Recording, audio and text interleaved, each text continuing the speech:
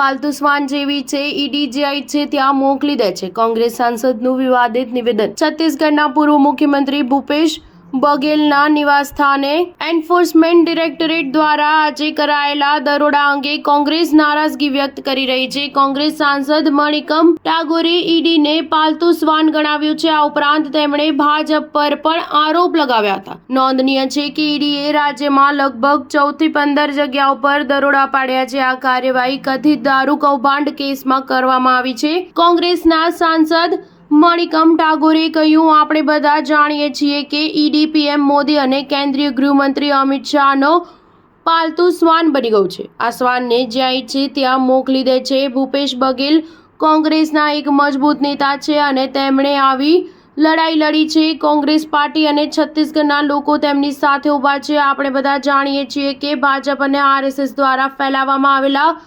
જૂઠાણાઓનો પરાજય થશે. સોમવારે છત્તીસગઢના પૂર્વ મુખ્યમંત્રી ભૂપેશ બઘેલ અને તેમના પુત્રના પરિસરમાં મની લોન્ડરિંગની તપાસના ભાગરૂપે દરોડા પાડવામાં આવ્યા હતા.